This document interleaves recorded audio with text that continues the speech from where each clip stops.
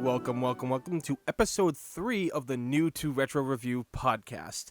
I am your host, One Big Boss, and we got a lot of things to talk about today. A lot of good stuff and strange stuff in the world of gaming and movies and such, and we're going to get to it all today. But my god, am I tired. I don't know if anybody else is feeling it, but I have just been wiped. Like, I was not feeling good last night during my stream on the Residents of Evil's Twitch channel, I was playing the Oregon Trail. And for those of you who don't know what that is, it is a kind of like a spiritual successor to the Oregon Trail, which we all played in school and we thought was a great game. But then we realized it was an educational game and we were all just like, oh god. But it was a fun game back in the day. I remember playing like, the old Microsoft like versions and everything like that, like DOS, Windows, all that stuff. I remember playing those on the old Macintosh and Windows computers as a kid because I was in elementary school during the very early 90s. So it just, it was such a fun game to play, and you can put each person in the game, like, you can have up to 4 people traveling with you, I believe, or 5, so I put the entire road team in there, and it was just so funny, the stuff that we were coming across and doing, and the crazy things that happened. It just seems like it would actually happen in real life, like, like people getting into arguments, and Corey punching Bob in the head, and then JJ at one point got a broken leg, he got shot in the arm, and Corey got grabbed by a bandit, and I saved him, It was a fun game, but I almost played it for close to 3 hours, I think it was, because I didn't realize the way I was going, I was taking the heavy long way around for this game. I was like, wow, this is going longer than I expected. I ended up in Texas at one point, and then I was going all the way up to like Salt Lake City, and it was just crazy. I didn't think I would, get as far as I did and get everybody to stay alive for them. Well, okay, not everybody stayed alive because the game glitched near the end and killed me twice instantly before I could even react. I died at one stupid part, and then when I respawn on a bunch of zombies that got shot after, and I was just like, what the hell was that? What the hell was that bullshit? But it's a fun game. If you guys can actually get the chance to play it, I would suggest you go and do just that. If you like the Oregon Trail, this game is a lot of fun, and if you like zombies and stuff like this, it's a pretty simple game, but it's very interesting because it does reward you for multiple playthroughs, and for, a small little indie game like this, that's kind of a good thing that they reward you with stuff, like they make you want to come back and play more and unlock stuff, like, there's more people that you can be, there's different cars you can get, and there's different ways about unlocking them, like you can't take the same path the whole time and expect you to get new stuff, and that's what I really liked about this game, and I had played it, like, I think maybe 2 years ago, and I had a lot of fun with it, and last night was just a blast. I was just so friggin' tired, I was just dying. I mean, like, I haven't really been sleeping well at all. I've been up, I usually go to bed at, now, it seems 9 in the morning. I try to get up at least, 1 in the afternoon, and it doesn't work, man. I'm sleeping later, but I'm not really sleeping because I'm not feeling it, and I'm just hoping that it's the weather and things will change. I mean, I gotta change the sleep schedule because I got PAX East coming in Boston, and yeah, for all those of you who are going to Boston, I will be going to PAX East this year.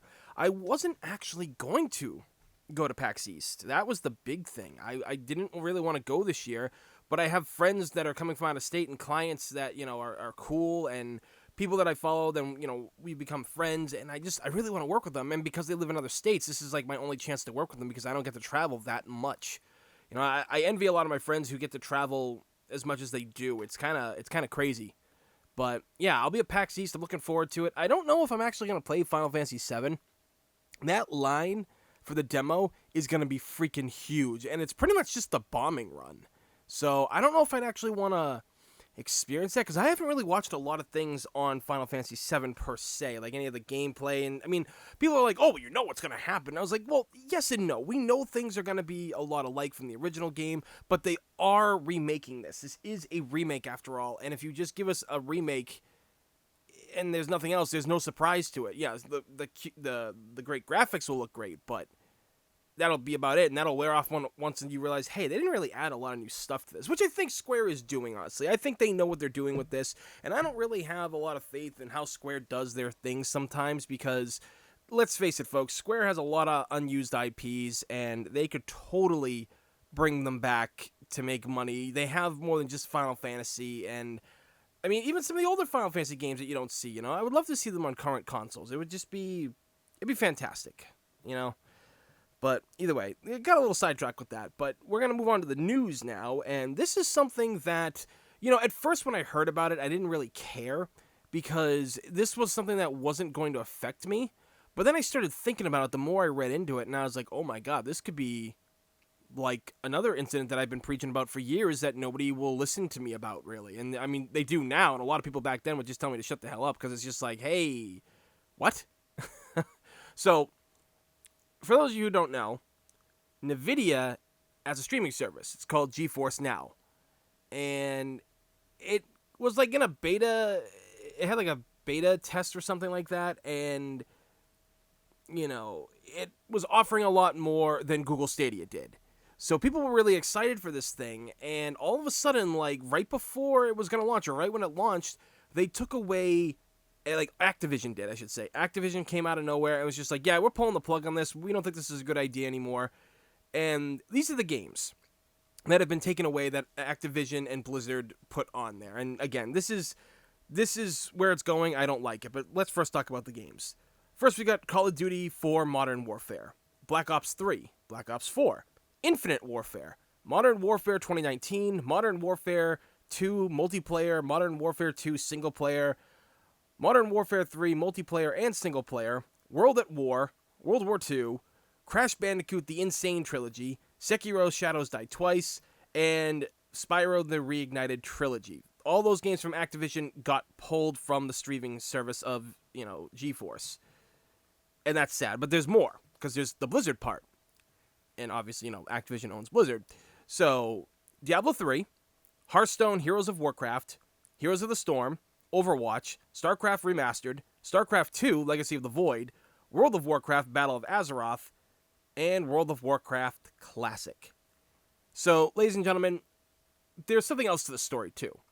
There were other companies that were going to be in this deal. Like, they were talked about, and these, like Capcom, EA, and Square, these are all things that, were going to be a part of this, and they were talked about before, but at the launch, they weren't there. So, what's this all leading to? Well, let me put on my tinfoil hat for a second, and let me tell you guys a story. Now, for years, I've been saying that when Netflix really got into the streaming business, I really saw that a lot of other companies might end up doing what Netflix is doing. Because Netflix was really popular back then. I mean, it's still popular now, don't get me wrong, but it has other competitors out there, so it's not like the go-to place anymore. And I know a lot of people will just get Netflix for like a certain thing for a little bit, like pay it for once, and then just before the month is up, just cancel it again. So I know that's a big deal with streaming services, which is probably why some of them keep raising their prices, because people keep doing that. But you have to understand, I was telling people, I was like, look, with Hulu and Netflix and Disney Plus and all these things, what is this all leading to? It's leading to the fact that every not news station, but every station out there will do their own streaming services. Anyone that's not bought out by Disney or owned together, you're going to be seeing them on different networks. Like, different networks are going to be pumping out their own streaming services, which some do, and they offer them for free. And you can watch the episode you missed, like, the next day, and that's fine and all. But what I'm saying is, gaming is going to end up doing the same thing. Now, think about it. Activision and Blizzard have games people want to play. And honestly, I'm not a fan of Activision. I'm not a fan of the games they make, the games that they publish. Blizzard, same way. I'm not a Warcraft person at all, but I understand a lot of people are. So now, because it's a streaming service, you're never actually going to own the video games that you're streaming. And that's the scary thing. They are going to be charging you out the butt for this kind of stuff. Now, a lot of people are like, oh, well, with music and everything like that, it's easy with music. Look at Spotify. I was like, yeah, I have Spotify. I'll admit that. I do. But Spotify, at least, I have all the CDs pretty much for the bands that I like. Or I'll go out and actually buy them because I like to support the bands. But overall, I gotta tell you, this is where it's going. We're not gonna have physical games at one point. Now, maybe something like this will actually set them back, but I do see companies doing things like, kind of like, like how Nintendo does it. Like, they used to have the virtual console or anything, but now, with the Switch, you have a, Nintendo's online service, which we'll talk about later in this podcast, but this is what worries me. We could be getting multiple gaming companies being like, hey, we need to make some more money, and a streaming service seems to be the way to go. Let's do this. Let's do this idea. Let's take all the games we got and release them to the public for a fee. Now, in many ways, I do like that idea because then companies will start probably giving us games that we actually want. But the other problem with that is you're going to be paying out, like what if Capcom starts putting out all the old Resident Evil games, even ones like Resident Evil Outbreak, or, they're releasing the older Mega Man games, which, I mean, you can get them physically, but you get what I'm saying. Like, what if Haunting Grounds comes out? You can't get Haunting Grounds anywhere. So, or what if, any of the EA games and everything like that are out there, what about them that are coming back, or stuff like that? That's the things you got to think about, ladies and gentlemen, because that way, Capcom makes a streaming services, there's $10 right there. Oh, Konami's making a streaming service. Okay, that's $15 right there. Oh, crap, Square Enix has their own one now. All right, that's another $10. So right there, that's like $35 on top of you having streaming services that are like Netflix and, Hulu and Disney Plus and any of the other ones that are out there. Even like the anime ones like, Crunchyroll and Crackle and VMV, I think it's called. It has like all like the Nicktoons on it and everything like that. You get what I'm saying, folks. This is a scary thing because, the thing of it is, cable is already expensive, and people have been dropping cable for years because it's ridiculous of how overpriced they are. I wish I could drop my cable. I really wish I could because it's expensive, but my father really loves old westerns. Andy Griffith Show, Gunsmoke and Bonanza, all the classics. And the problem is my cable company doesn't offer that package separately. And I gave them back mine. I gave them back my box too, and it still didn't do anything. We're paying like over $100 and something for cable and internet. Now, my internet's really good because, it's actually, like, a lot of people are like, Tony, what's your internet? And I'm like, I don't know. How the hell do I check it? I don't know how to do any of that stuff. So they check it, and they're like, dude, your internet's amazing. What provider do you use? Comcast? And I'm like, oh, God, no, not Comcast. They screwed everybody royally for years. No, we like my town has their own cable, and it's really good. But that's like the only thing that is good is their internet. Their cable packages are terrible. And if I could just do something different to help my dad, like give him all the stuff he wants, but like he's 80 years old. He doesn't want to learn new technology and how to use a new remote and everything. When something goes wrong on the old remote, he calls me to like help him and everything, It's like that. So, I don't know, guys. It just scares me because this is all going to start getting expensive. And, I mean, think about it. You already pay for things like Xbox Live. You're paying for things like PlayStation Network and, Nintendo Online Services. You got all these things you're paying for. And then, all your streaming services for TV. And then soon video games could be doing that. That is a big problem. And as much as I want to see it, I don't want to see it. I want to see them at least release digital games for us, okay? Digital games that we will buy. Now, I understand why they're doing this because in the long run, they're probably going to make more money getting, $15 a month from everybody than, $5 from somebody who wants to download, Resident Evil 2 or Dino Crisis or, something of that nature. I get that's why these companies are doing that because they will make more money of it being a streaming service if you're paying $15 a month.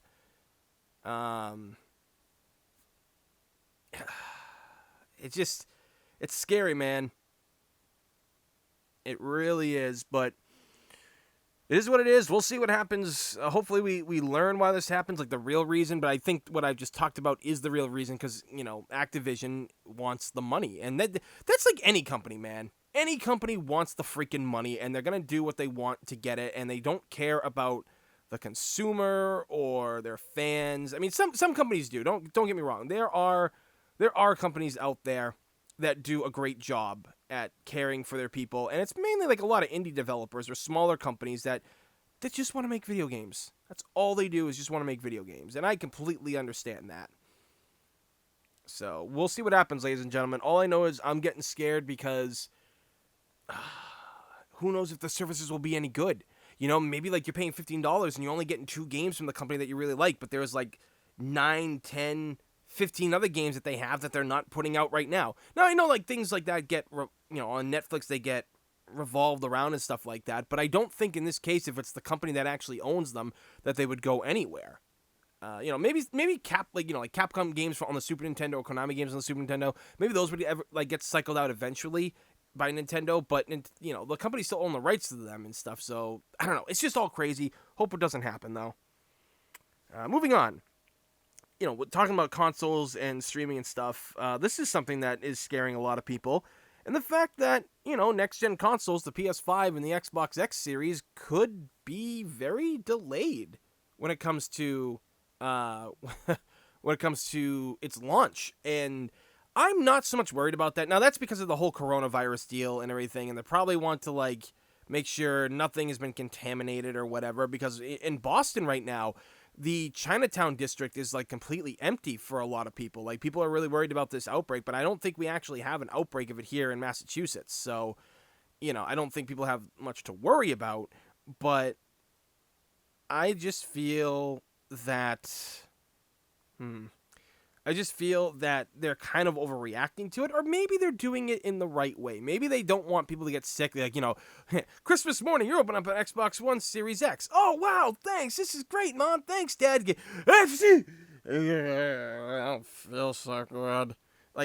Something like that, stranger things can happen. I mean, I think The Simpsons kind of predicted something like that. It was, someone in China or Japan sneezed on a figure or something. It's been a long time since I've seen that episode. I don't remember if it's really one of the classic episodes, but I think it actually is.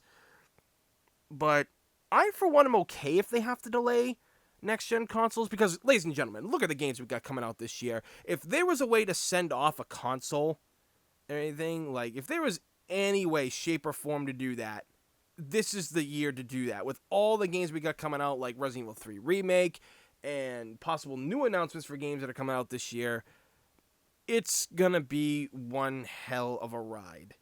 I'm excited. And, I kind of feel that maybe the last generation kind of didn't go out as strong. I don't think it needed to, because a lot of the games that were coming out for it were on PS3, so you got to enjoy it before you transitioned over to the PS4. And I think, PS4 and Xbox One just kind of came and was just oh, okay, yeah, it's here, but we still got people that are going to buy the old systems and all that stuff. I don't know. Maybe we'll see it, but if it gets delayed because of this coronavirus business, I am honestly okay with it, because money's tight. And from what the reports are saying, of the PS5, that's going to be $450 or something like that, or $500. That's what a lot of people are reporting on.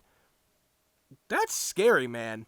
I don't want to pay that much for a console. What is this, the PlayStation 3 at launch? I don't want to do that, but if I have to, I will, because, they're going to be making great games for the PS5, and hopefully for the Xbox One Series X thingy, whatever it is. Xbox, One X2, I'll call it that, or something like that.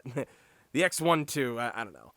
But if this does delay it, and it pushes some games back in development, or maybe they won't release it just yet, and maybe they'll add stuff to the game. Maybe they'll fine tweak games, because let's face it, a lot of companies they rush their games to get them out for console launches, or just to get it launched in general, to make money against competitors for their games. And I understand that, but maybe this could be a good thing to really go back and just explore the game and make sure that you're doing everything the right way. There's no glitches, no bugs. I mean, hell, maybe make some DLC for it. I don't know. It could be a thing, but either way, yeah. Again, I'm not too bummed out by this. I don't really care that much, because as much as I am looking forward to the next-gen consoles and praying, and I mean praying, that the PS5 has backwards compatibility for all previous PlayStation titles. I know people are saying that it's there, but until I actually see it, I actually see it and can understand what it's happening, Sony doing it and being yeah, hey, you guys asked for it. We realized we made mistakes with the PS4. Here, we're going to correct that. Here you guys go. And even if they can't play the discs, if they just allow us to download the games and everything like that, or maybe just do what the Xbox One did for original Xbox and 360 games, that would be fantastic too. I would freaking love that. But I would also support the companies all over again for games that I truly love. I mean, guys, I freaking have how many versions of Street Fighter 2? How many versions of Resident Evil 3 I've bought over the years? Resident Evil 2 on the N64, I got 3 freaking copies. I'm going to do it. So I think if it gets pushed back, it gives people a better chance to save because now they know. I mean, you're still going to have the people out there being like, oh, I didn't have the money to save this. It's like, I get it, but, this thing's coming from a long ways away, and you could be putting away maybe like $50 to $100 a month. Just cut back on, like, going out or eating or spending extravagantly or something like that, Just don't do it. I mean, I don't know if I really want a PS5 at launch anyway, because I guess it's all about the games. If the games are good, maybe I'll buy it. We'll see. We'll see what the launch lineup is. I think that it's good to launch really strong, and maybe this delay will maybe make some good choices. I don't know, maybe, but we will see when that happens. Let's see. Next up, this is actually linking to the Sonic movie, which we're going to be talking about in a little bit. But this is pretty much voice actors versus Hollywood. Now, a lot of voice actors sadly do not get cast in Hollywood. Like they do, but they're not major roles, because voice acting is looked at as a different source of I guess like entertainment maybe in a medium. But you also have to look at the facts now that gaming is the biggest form of entertainment on the freaking planet. Like, it's nuts. It has overtaken movies, TV, books. That's nuts.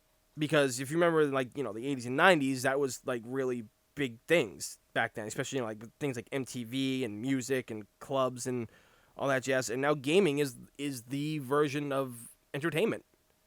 So, you look at a lot of these great voice actors. And now some voice actors have been on movies. They've talked about them before and everything like that. But they're only, small bit parts or background characters, or, they'll have, maybe, they'll be in an episode of a TV show. I remember Nolan North was, I went back and I rewatched Seaside Miami, a couple of years ago. And I got to this one episode where Nolan North was on it, and he played the father of the main victim, I think it was, of a swimming thing or something. And he was good in that. And DC Douglas has been on TV shows as well, and all know DC Douglas is the voice of Wesker from the Resident Evil series, and Legion from Mass Effect. He's in JoJo's Bizarre Adventure. And the thing of it is, when you watch these voice actors for years and you grow up watching them, and they're in your favorite games and they're your favorite gaming characters, when you see these things get adapted and you don't get those actors back, it's a bummer. Because I understand why Hollywood does it. It's just hey, there's a lot of great voice actors out there. But you know what? This role would be perfect for somebody like George Clooney. Let's get him in this because his name still pulls money in, I guess. Let's do this. And it's true. It's all about pulling money in. That's why, with this whole Sonic movie business, the guy who did Sonic's voice actually did really good. It wouldn't have been my first pick, but you know what? He does pretty good. He does what Sonic is supposed to do and pretty much sound like in many ways. Honestly, I would have laughed in the best way possible. I would have been all for this if this was an option. If they had gotten Jaleel White to come back and voice Sonic, from how he was in the old days, I don't think it would have fit this world very much. Actually, no, sorry. I take that back. There was a Sonic short years ago, a short film that was live action, and they had a CGI Sonic the Hedgehog in it, and it was really awesome looking. It was really good, and Jaleel White actually came back to voice Sonic for this, and that is kind of amazing. A lot of people I remember saying, oh, he probably needs the money. What has he done since, Family Matters? He hasn't done anything. Well, the funny thing of it is, and I remember him saying this in an interview, he gets royalties from Family Matters. Every time it's aired or something like that, he gets royalties for that. And that's pretty much how he's been well off for all these years, because Family Matters is rerun a lot. But I see it, and I see all these amazing voice actors like Roger Craig Smith, who is the voice of Chris Redfield, Captain America, Sonic the Hedgehog himself, and Ezio from the Assassin's Creed series. He was the guy from Dying Light. He's just been in a lot of things, and he's such a prolific actor. His voice can sound different all the time. It's crazy the stuff he does. I love his work. I love his Twitter videos because he's so funny with him and Tara Strong and all the jokes he posts. The guy's a comedian. You gotta love it. But I would really love to see actors getting more love in movies. Now, I guess Wreck-It Ralph kind of did it a little bit better than most other things do, because Kyle Hebert and Ruben Langdon were in Wreck-It Ralph 2 for the Street Fighter arcade machine as playing Ken and Ryu, and I know that Roger Craig Smith was in that as well. And I think I never saw Wreck-It Ralph 1 or 2, but I know that Eggman is in there. I'm not sure if he has a speaking part in like that whole like group of villains circle kind of thing that they have going on, but I'm pretty sure he did, and Mike Pollock, who voices him now, does it. And I don't know, guys. I just would love to see Hollywood take the chance, because that's the problem with Hollywood these days. They don't take chances on movies. They're worried about everything. It's all about the money, and it's not about the project. And I think that if you literally start bringing these guys on board for stuff, or even in TV shows, like TV shows you make about these video games, if you make them into animes or something like that, bring the person on who does it. I mean, one of the best examples was the Devil May Cry anime that was done years ago. They actually got Ruben Langdon to come in and actually do the role of Dante for that, so that was really good. It's just a small nitpick I have, but I remember Kyle Hebert talking about this like years ago. I think he was really upset that, voice actors kind of get shunned for big Hollywood celebrities, and sometimes, the big celebrities get these movies, and when they voice the character, it doesn't really sound that great that they're there. Now, maybe it's because some of them are just there to take, get a paycheck. Maybe some of them just don't care, or maybe it's just a miscasting. I mean, as much as Kung Fu Panda is an animated series, and that wasn't based off a video game or anything like that, or anything existing really, I think Jack Black did a very good job as Poe. I think he did really good. And, there was some other famous people in there. Some did really good. Others were kind of all right. But here's the thing. We are living in a world now where the people who grew up on games in the 80s and 90s, they're in their like 30s and 40s and having kids now. And one of the ways you'll get a person into a theater is because a lot of these nerds that grew up and have families of their own and they're introducing kids to them, the kids are playing these things with the voice actors that they know and love. And sure, they might like the game, but actually hearing the person that from the show in a movie or something, or some kind of production, that would make people a lot more happier. And I think it'd be a lot more people would, go to like buy tickets for the movie or the event or whatever it is. I just wish the voice actors had better options, because voice acting it doesn't pay well, depending on who you are. I mean, like if you're Nolan North or Troy Baker, you're pretty well set, and I know Rob Paulson does pretty well for himself. But there's some people that, like, once they're done with one, roll call or whatever, or audition, they're off to another audition, then another one. DC Douglas is always posting on how he's always on some, audition somewhere, going to here, going to there. That's how it is, but yeah, I just really wish to see more voice actors that I love get into Hollywood, and Hollywood take chances on them, because you would make money by doing this. And if Hollywood would stop getting in the way of the production of things would get done right. Let me tell you, they would get done freaking right. So, yeah, that's just my little rant there. But yeah, now we're moving on to the Sonic movie. And so, yeah, I had this entire movie spoiled for me. Like, the day it came out, I saw people posting screenshots of this thing. So if you haven't seen it yet and everything, you don't want to be spoiled, I guess it's a good time to stop listening right now. But here we go. The Sonic movie, actually, from everything I've been told, plays off like how Sonic should be. How he would be in our world, interacting with people, and I really do like that, because a lot of people were always, was saying, I was a naysayer of this movie at first, because, a lot of people, you have to understand, guys, I come from an era where, we had things like the Super Mario Brothers movie and Double Dragon, we had stuff like that, we had Mortal Kombat 2, it's, yeah, it was bad, like real bad back then as a kid. So we didn't want to see things from our childhood get destroyed, because Hollywood does that. Look what they did with the Resident Evil movies.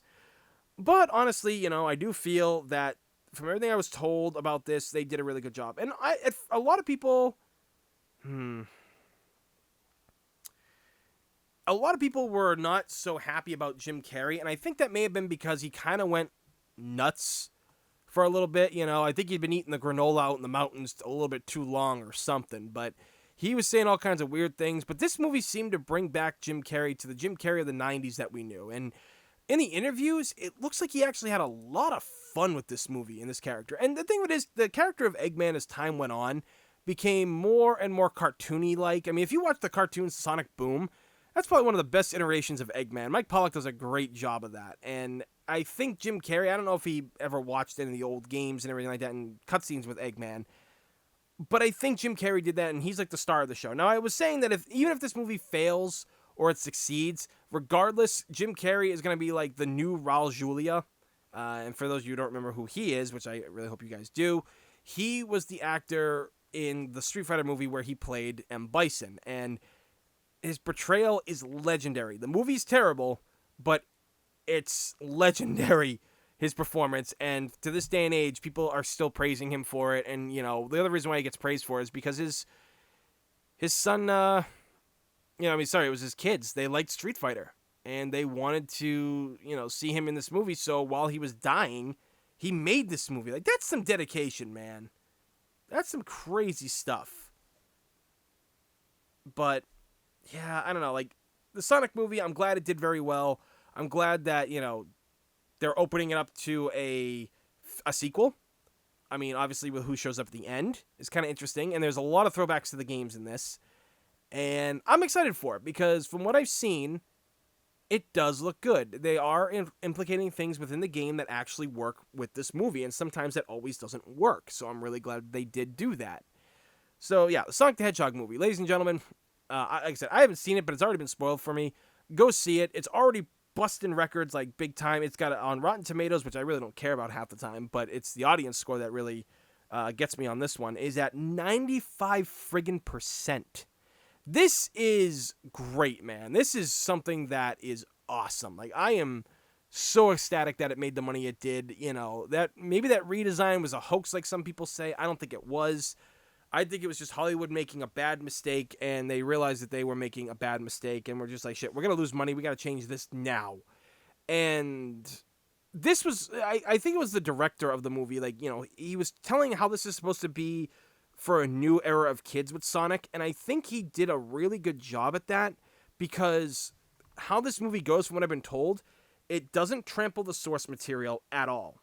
It literally shows you the respect of where it came from while trying to do new things and bring new fans in while keeping the old fans happy. And they found that balance within this movie. And in the future, man, like, especially how Eggman ended up in that mushroom area, that's gonna, maybe that's Angel Island. Maybe that is Angel Island in this, and maybe he finds the Chaos Emeralds or something like that, or the Master Emerald, and Knuckles comes in, because we know Tails is gonna be in the next one, obviously. That was spoiled within 5 friggin' minutes. But yeah, no, I mean, go see it if you guys haven't. I'm going to try to go see it, even though it's already been spoiled for me, because I want to give them my money if it's really good. I want to see future projects from them. Oh my God, this news here. Oh God, this hit me hard, ladies and gentlemen. This was something that I was hoping for. I mean, it's not dead, thankfully, but it's kind of close to it. It's in limbo in many ways, and the fact that Street Fighter Assassin's Fist has currently been put on hold or ice because I guess they had some kind of publisher, or not publisher, someone to like help fund the movie, and I guess like they backed down on it, they didn't want to do it, or I don't know the exact reason for it. But God, man, if you have not seen Street Fighter Assassin's Fist and you like the Sonic the Hedgehog movie, Street Fighter Assassin's Fist is literally a perfect representation of a video game going to TV or movie form. Like I said, Sonic was really good. The first Mortal Kombat movie's good. The first Silent Hill has its issues, but it's pretty decent. But this is such a good series because it shows you what Ryu and Ken were doing up until, like before the events of Street Fighter 2, or in this case, Street Fighter Alpha. This is where they're still training under Gouken, and they're learning about themselves. They've grown up together for, I think it was like 7-8 years, and this whole damn thing is a masterpiece, because this is one thing that I always say. Fans do it right, and this was made by the fans for the fans. Joey Inashu ends up playing Akuma later on in the series, in the later episodes. He like wrote it, and I think he directed it too. I think he also wrote it with Christian Howard, who plays Ken, and you could just see and feel the love that was in this, man. Like, you would not believe the stuff if you haven't seen this. It's perfect. There's throwbacks to the video games, and the ending is such a heartbreaking experience, man. It really did a lot, and I still watch that thing constantly. They all did a great job on it. So, the fact that this isn't getting its second season or a second series, which was supposed to be the World Warrior, which I guess was going to lead into the events of, Street Fighter 2, the World Warrior.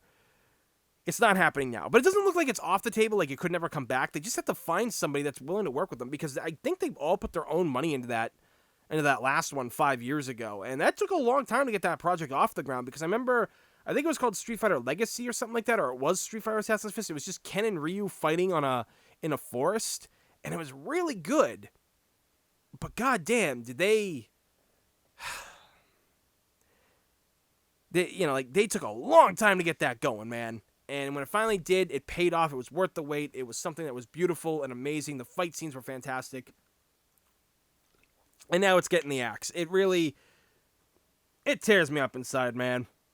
It really does, because I love Street Fighter to death.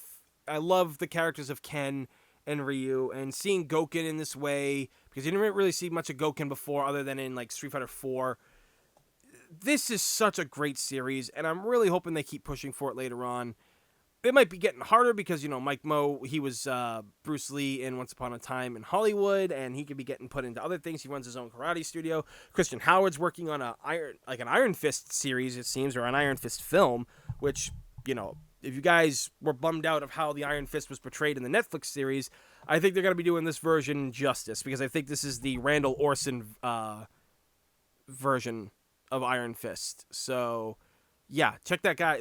Go to Christian Howard, guys, and on his Instagram, and you'll see it all. Like, you'll see it at one point throughout his posts. There's a lot of workout stuff too. The guy's a fucking beast. Same with Mike Moe. Mike is a beast too. But yeah, I don't know, guys. This just hurts. It just really does. But we'll see what happens in the future. Maybe it'll make a comeback. Maybe it won't. But I hope it does.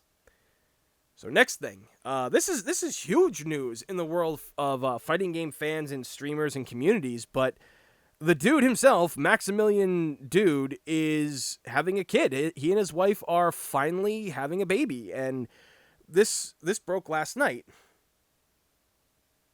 And this is kind of amazing news, because I was always wondering, man, are they ever going to have kids? Because I've been watching Max's stuff, I think, since like 2011 when he started the Assist Me series, and he has been one of my favorite streamers in terms of talking about fighting games and talking about, Final Fantasy and other games. He's known, like, he knows what he's talking about, and I love his streams. He and his friends, the Yo Video Games guys, it's great that he gets them to come over and play games and build this community. They all seem like great guys. I've talked to a couple of them before. I was supposed to work with Unruly, Kenny, a couple of years ago at Anime. What was it? Anime Expo? Yeah, Anime Expo, but it didn't happen, unfortunately. And Anime Expo is just tough to do anything in, ladies and gentlemen. That con's crap. But to see Max and his wife as happy as they were on stream and the chat going nuts, like I caught the recap of it and stuff. It was nice, man. It was cool to see people reacting and being so happy for a guy, and they deserve it. Max works really hard. It's kind of crazy, but he's always provided the best entertainment, and he makes me want to have a stream like streams with my friends. It's just hard because people can't commit to that. I wish I was younger, where I was in maybe high school, and streaming was a thing, because it might have been a lot easier to do streams then, like at the end of high school and moving into it. It seemed to be more time, and you'd have your friends do it.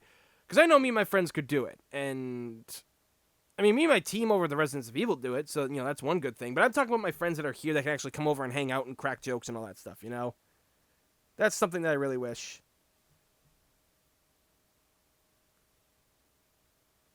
I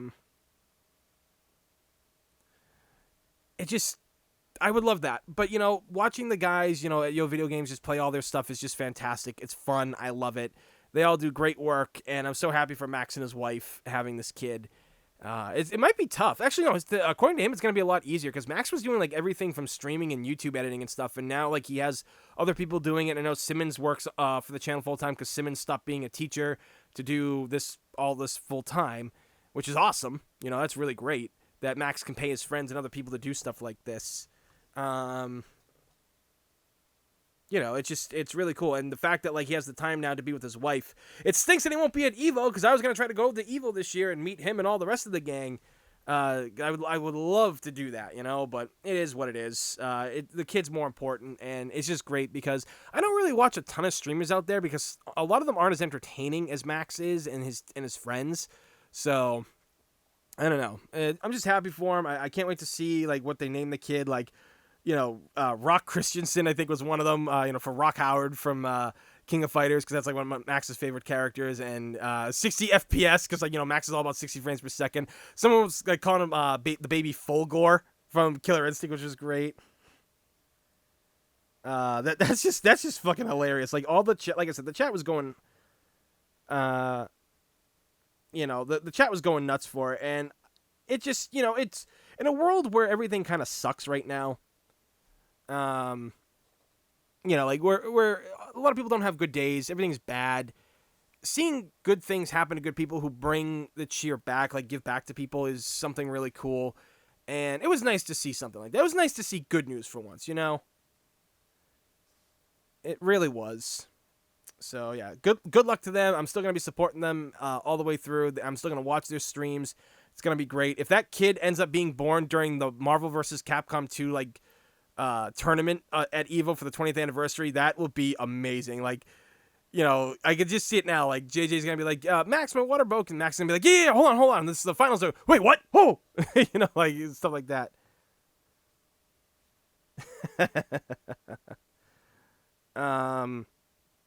Yeah, I just wish them all the best, and again, if that happens, that'll actually be funny. So moving on, now we got to get into some depressing news, or more so anger than anything else. Is the fact that Nintendo Online is still not delivering for the fans, man. It's just really not a good look for Nintendo right now. They're doing a lot of great things with the Nintendo Switch, don't get me wrong, but what I'm seeing lately from their online service is just kind of garbage, And it's not like that the games are garbage. Some of them are good, but it's just overall what you're getting is very subpar, and there should be a lot more better games out there, and that just bothers me. It just bugs me,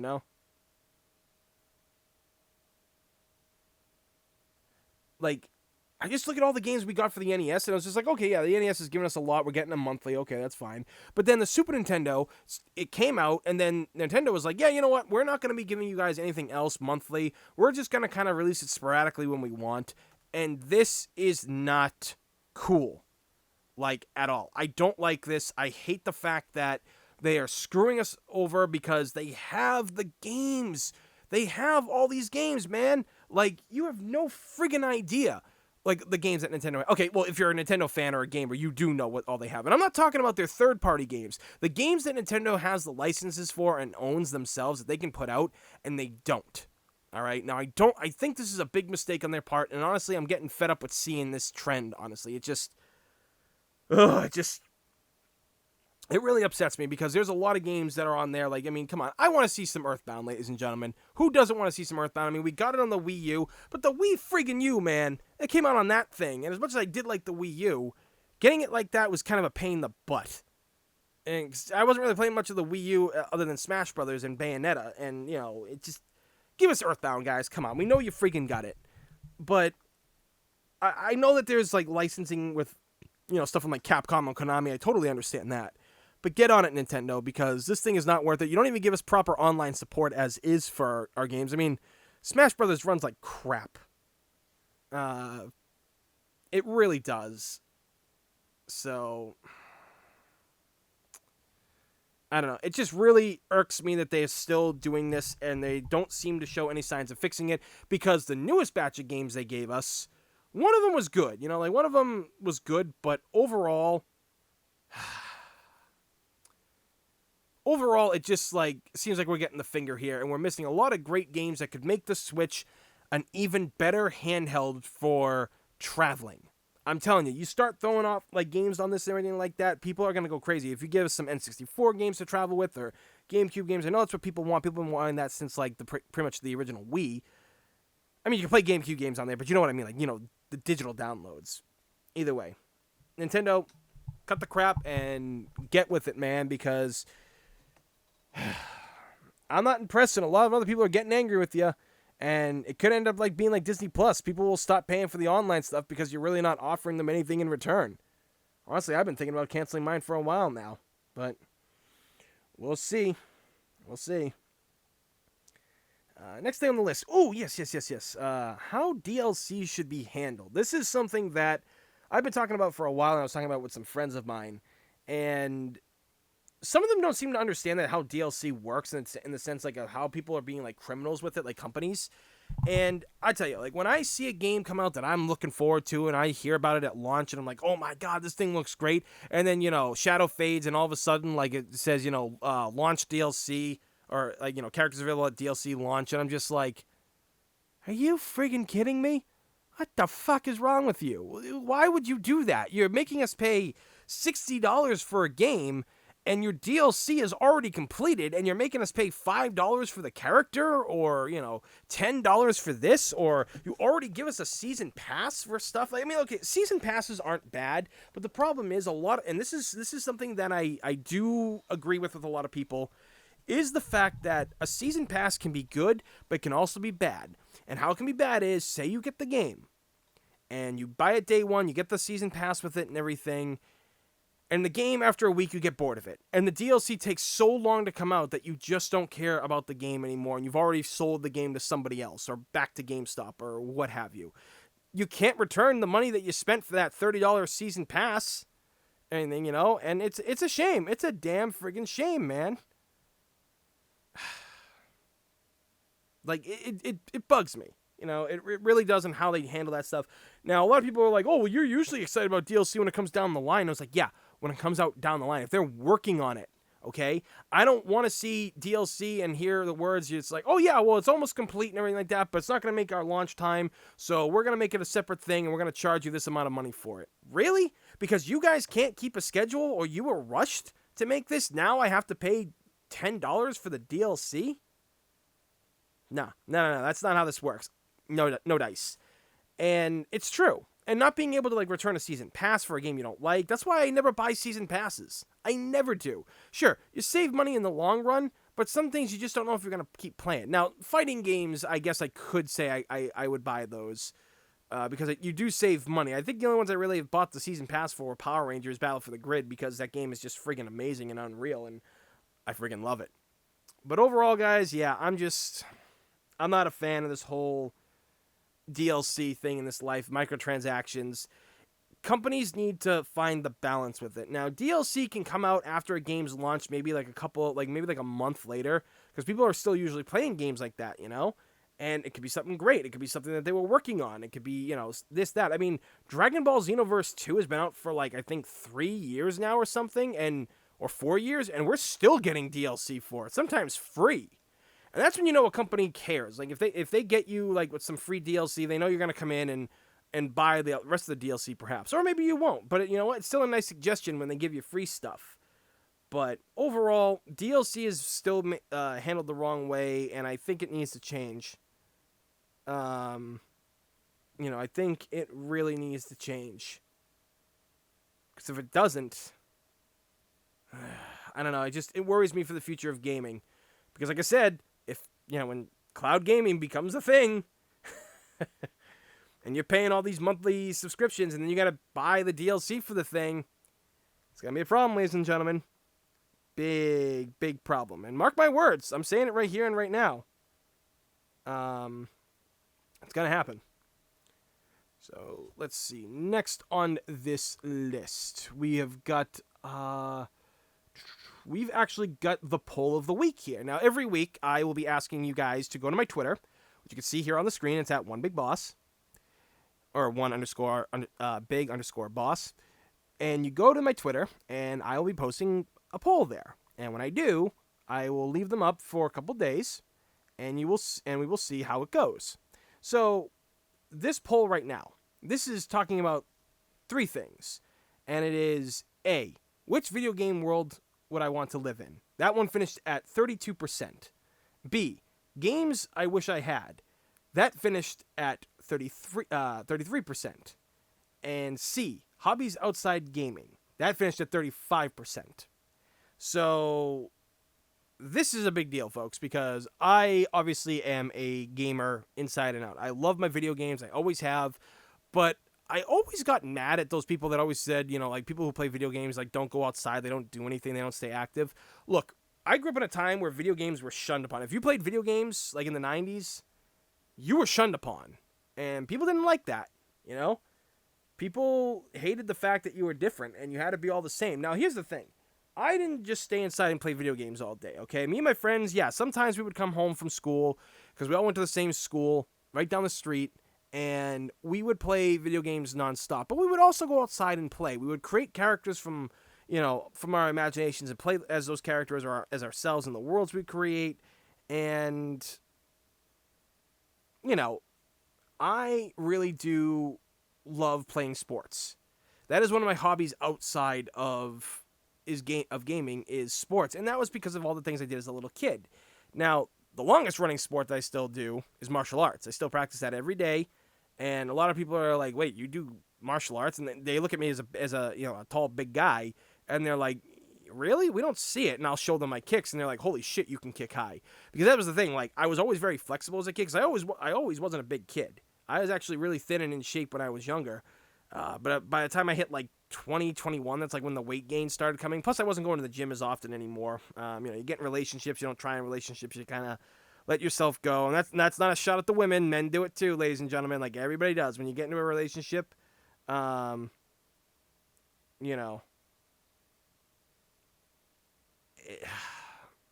just happens. But I do martial arts, and I've been trained in boxing, kickboxing, aikido, and judo, and karate for, oh my god, how many years has it been now? Like 2002, 2003 is when I started? Jesus Christ. Now, it's not like at a normal dojo, right? I don't practice at like a martial arts studio or anything like that. My best friend's father and his best friend, when they were kids, they're a lot older, obviously. They were around like when Bruce Lee's Enter the Dragon came out and all this other crazy stuff, and they wanted to learn this stuff. So karate studios started popping up around everywhere. And, they went in and they wanted to learn, and they did. But the problem was, in one of their schools, they were like the only white belts in this place. They could kick the crap out of the black belts. And they realized, much like Bruce Lee said at one point, belts don't mean anything. And that's what I tell people. It's like, yeah, belts are only good for holding up pants. So, they learned everything they could from various different martial arts schools and anything, and they kind of combined that into their own thing, like a mixed martial arts thing. So it really worked out well for them, and they taught me and was it my best friend as well? Because like I said, my best friend's father is the one who trained me, so of course he trained his son along with me as well. And it was kind of like a Ryu and Ken thing we had, like him and I. And it was great. It was great. So, yeah, martial arts is still something I do every day. I'm in the process of actually losing weight. So, because, I'm thinking about, like, my back and, my health in the future and everything. And, I don't want to be a burden on anybody. Plus, I don't want my back being thrown out. My mother had 8 back surgeries her entire life. Her entire spine and lower area is all, like, friggin' Terminator parts and stuff like that. It's crazy, but it's true, and I don't want to do that. And I've seen big guys throw out their back and stuff, and I just don't want to. I don't want that to happen to me, honestly. I don't want that to be me and helpless and all that shit. I don't want that, because if you hurt your back, that's it. You could hurt it again very easily. Other things I like to do. I actually like to go bowling, but not 10-pin bowling. I hate 10-pin. I grew up with candlepin, and for those of you who don't know, that's a New England thing. It is in other places around the world, but candlepin is the one that a lot of people don't know about. Now, what candlepin is, for those of you who don't know, that is where you take the ball, and it's about the size of your hand, so you can actually get your fingers around it and everything. And you get 3 balls instead of 2. And the pins, you can use the dead wood. The dead wood is when the pins are just laying there, right? Now, when you do 10-pin, all those are taken away. So you have to rely on pure skill to hit these pins. Not to say there's not skills in candlepin. If anything, there's more skills, because you got to, aim the right way to get pins to to get deadwood to hit other pins and stuff like that. You got to throw it at the right speed. You can't just whip it down. Sometimes you punch out. I've loved bowling. It was actually because of bowling is where I discovered a lot of fighting games, because the arcade there actually had things like X-Men: Children of the Atom, Marvel superheroes, and then at one point they got X-Men versus Street Fighter, and things like Tekken got put in there at one point. So it was kind of nuts. It was really nuts to have all that there. It really was. I loved every second of it. Every Saturday in the junior league, I would go, and it was fantastic. Me and my friends, we were on the same team. We had a blast. I just hope that that other people can appreciate things outside gaming. But bowling is really fun. Like I said, I don't go as much anymore because like a lot of 10 pin places open up in these kind of like bar/club places. And like I said, I'm not really good at 10 pin, but I'll play it if I have to. But candlepin bowling is just something. And I almost got on TV before too. They have a series, I think it's called Candlepin Stars and Strikes, and there's like other TV shows about it too. And I almost made it on there, but every time I went to go on, like one of the best bowlers in our town, he would show up there, and I always lost because he was there. And the other people that were there, I got knocked to like 4th place, and you need to be in the top 3 to make it into the next challenge. Always happened. My dad ended up on TV though when he was able to bowl, because he's like one of the best bowlers around, or at least he was before his knees went bad. But yeah, it was. I love bowling, man. It's a lot of fun. I really do love it. I'm also an artist. I don't draw as much as I used to. I really wish I had the time to. I really wish I was motivated enough to do drawings again. But I just don't. Like here and there, I'll do some sketches, and here and there, like I'll make stuff, but nothing really major. I remember when I was in elementary school, I was actually really good at drawing. So a lot of the kids would always ask me to draw them things, and I would say, okay, well, if I am drawing this for you, I have to have $1 for this, and for an extra character, it's another 50 cents. Because this was back in the 90s, right?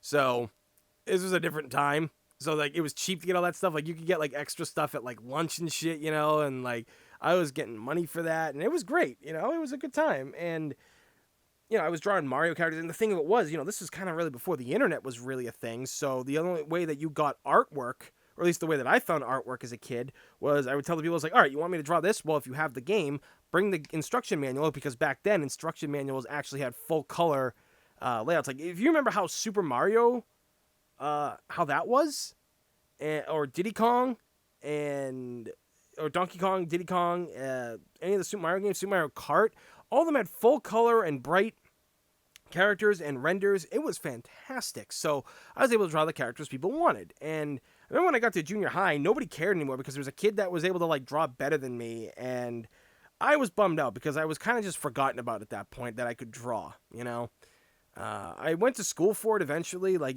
for advertising and photography. So, there's that. And I use it to this day and age the best I can for the most part. But I love drawing. I just wish I had more time for it. Was more motivated for it, Gotta get motivated.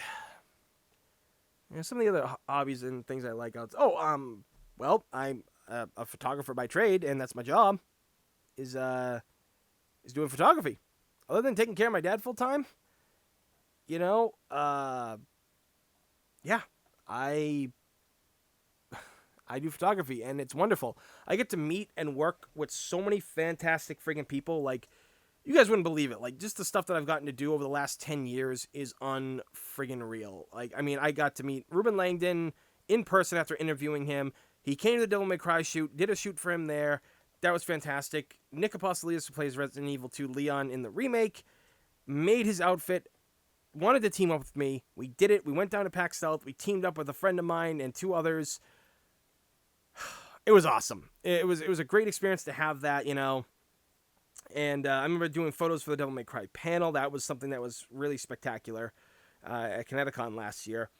And I've gotten to work with a lot of great, talented cosplayers who've ended up becoming my friends. And it's a great job, man, because you get to change people's lives. People love the work that I do. And it amazes me that how many people actually do, because, I was always waiting for that whole, like what happened to me, in junior high, where somebody better came along and someone forgot about me. But and I asked people that, I was like, there's a lot of other photographers that that are better. Like, why don't you go to them? Like, why do you guys come to me all the time? And it's the same thing from almost every person. It's pretty much just like, well, your prices are a lot cheaper, but that's not really the reason. If anything, we think you should be upping your prices. You see, we feel that you give us back so much. That's why we say that you need to start charging more, because you give us back so many photos and they're all amazing, and you give us content for like months on end for like us posting. And like, one of my clients, she's like, yeah, we did an hour-long shoot last year and I'm still posting photos from that almost a year later. Like, you did really good. So yeah, it feels great when you're wanted like that, And my background in martial arts has actually helped me because a lot of people will do like Street Fighter characters or game or other characters from fighting games or characters of action like swordsmen and all that stuff, and magicians. So I know how to pose it. And that's one of the other things I was told too. Like when I started learning how to do edits, like, magic edits and energy and stuff like that, people said that it was an even bigger pleasure to work with me because I put a lot of time into that and because I was thinking outside the box. And my group of friends in New York, they trusted me for this one. I did a Yu Yu Hakusho shoot for them, and it was awesome. Like they all nailed everything 100%. They gave 110% on the shoot. Went outside in the cold. It was fantastic, and I love those guys for it. They did an amazing job. We had the whole group, the 4 main boys. We had a Botan. It was great. It was fantastic. It was a good day for everybody, and that's really what it is. And I told people that that doesn't matter like who you are, if you're famous or not. I'll shoot with you. Everybody deserves photos. Nobody deserves to be denied photos unless it's like, certain photos out there because, there's boudoir stuff and you got to be of age to do that. And for me, it's 21 and over. I know that gets a lot of photographers mad that I say that, but it's just like, hey, you're shooting these kind of girls in their underwear or half naked and they're only 8 and they just turned 18 like 2 weeks ago. I'm sorry, like I don't buy that. Like I think they're still too young at that point to be photographed like that, and I think they're too young to understand what this could mean for the rest of their life. Now, a lot of them just do it, like a lot of like other people, like that's why I like working with the 21 and older crowd because they understand, they know what they want, that this is what they want. This is something that they want to do to make themselves feel better about themselves, empower them, and I get that, But I think a lot of people are too wound up in politics, or a lot of young people grow up so fast that they actually don't grow up the right way, and they don't realize the repercussions of some of the things they try to do. So that's why, because I remember one time I had somebody, I think she was like 19 or 20, and she wanted a boudoir shoot. And I told her, I was like, well, my rule is 21 plus. And she was totally respectful of that. And she asked me, can I ask why? And I said, well, you're still too young. And like I said, my law is my law. My father is a retired police officer, so I follow the rules of the law. And this is my law that I'm making, and I don't break that. And I just think you need to wait on this. And she was just like, that is so nice of you, because a lot of other people, when I reached out and wanted to do photo, like, boudoir stuff or anything like that, they all like were messaging me like rapid fire, like the minute that I posted it. And I was kind of overwhelmed, and I almost kind of didn't trust some of the people because of how they were typing. And I just like, well, how'd you find me? I don't remember responding to anything like that. She goes, you came recommended from somebody that worked with you before. And I was like, oh, okay. All right. But overall, like I said, just, I love being a photographer. I love being able to help change people's lives like I have. And it keeps my lights on, and that's good because the money that I make keeps the lights on and also helps me go into, go towards taking care of my sick dad, And a lot of you know that he's sick and ill and can't do much for himself. So the photography jobs really help. So for everybody that does hire me for photography, thanks a lot, guys, because y'all do great. And I feel, y'all do great.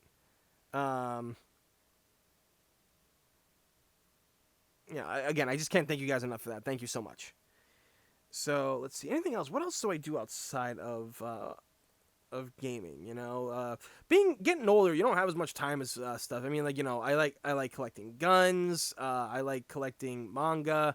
I would say collecting video games, but that's still kind of doing video games. I really enjoy collecting art. In the sense of when I go to conventions, see, I don't really go to I go to the dealer's room, but I don't really buy from the dealers because of what they do. Now, if I can get deals on stuff, yeah, I will get those deals because those guys are ripping us off half the time anyway. You see, this is the thing, people. This is a little bit of advice for convention. Now, I'm going to have a future talk on conventions in the next podcast, but if you're going to go to the con and you're going to spend money in the dealer's room, you have a phone with you. If you see something that you can get online for $20 cheaper, don't buy it from the scalpers. Well, not scalpers, but the people vending. I get that they got a job to do themselves, but they are jacking up their prices because of how expensive those booths are. And they get a lot of stuff at those booths that they have to sell over the weekend.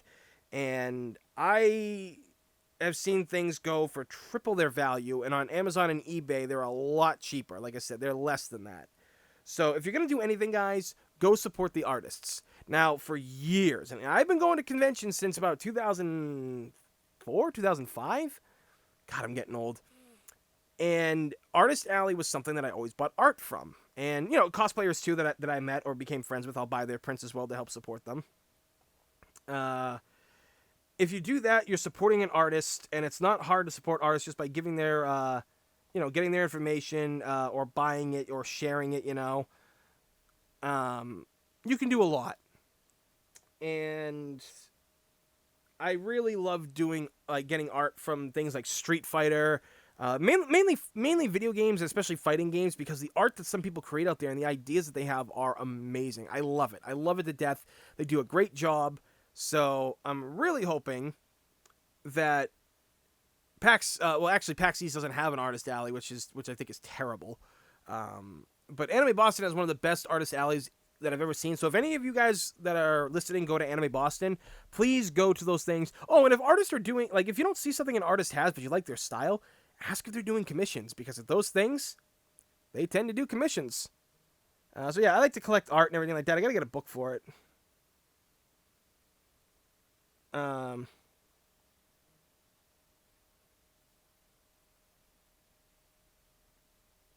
so it's just, it's just fun. Like, I got a lot of Street Fighter stuff, Smash Brothers stuff. What else do I have, actually? I think it's mainly the big things that I go for. But if there's something else that catches my eye, like Nintendo stuff. I have this cool Super Mario RPG print, man. I love collecting that. That's great. Oh yeah, like I don't do it as much anymore, but I collect swords. Mainly because it also will help my photography, using them as props in the studio and stuff like that for certain things. But I have actually a project with swords coming up where I want to do. Some friends of mine all wanted to be in this project where it's pretty much business suits, but they're carrying like swords or stuff like that, and business suit, samurai type deal, I guess you could say. And my friends really wanted to jump in on that. Like, I was talking about it, and they saw it, and they're like, "Oh, dude, sign us up for that. We are so down for that." So that's a project I got coming up at one point too. Just gotta wait for the weather to get better, because I don't want nobody going out there and freezing their butts off here in the streets of Boston. There. Yeah. Other than that, I mean, I guess I like cooking. I love writing. Now, for years, I've written my own story. It was based off, like I said earlier, like how me and my friends just go outside and play and think of these stories and these characters to be. I began a series years. It's been over 20 years since I started this, and I haven't finished it. But it has 3 different eras of like where it takes place. Like kind of like first part of it's kind of like in a world of, I guess you could say, like in a Final Fantasy type world, like the older games of like swords and sorcery type stuff. It's got things like that, but it's got like an anime vibe to it. The second one takes place in present day, which is like this era of like me and my friends, and we're in there, and the people that were in the thing before us kind of looked like us, and I never like let it out there. It's like, oh, are these guys reincarnations, or is it just a thing that I'm doing because it's anime style? And then there's another version of that series that debuts after, and then there's multiple ones. There's more than just 3. But you get what I'm saying. Like there's 3 different ones where a lot of stuff happens. But I like making stories where characters age and they go on adventures and they change throughout the time. And I don't like making great characters and then having a story and then just ending it right there. I like to think and plot out. So I really love writing. My sister is the writer of the family, though. She's been published before and she does really good work. But one of the other projects I'm working on, I'm very proud of it. It's based in South Boston. It's kind of stuff from my own life. Not that I ever grew up in South Boston, but I dated a girl from South Boston before, so I got to understand the life and how it works. And plus, the movies about South Boston are actually pretty accurate, believe it or not. So any movie you see like Mystic River and shit like that, like that's pretty accurate to Boston life, or the fighter, that kind of stuff. But yeah, it's another one like where it's based off the tragedies I've gone through in my life and what I go through with my dad, and I gave it to my sister, and she was blown away by it. Right now, this is a girl that's hard to please when it comes to writing.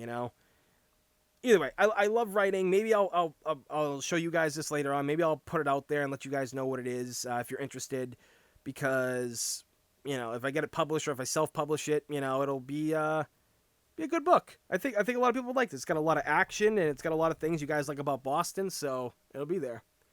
But yeah, that's pretty much all the things I'm really into. So, thank you guys for voting on that poll. That was actually a good one. Pretty close. And that's the funny thing, too. You guys are always, with the polls, man, you're always like neck and neck with these things. I friggin' love that stuff. So, thank you guys for that. As always, guys, again, I greatly appreciate you coming by and listening to me talk. If you want to follow me, I have a Twitch channel. I have a Instagram. I have obviously a YouTube channel.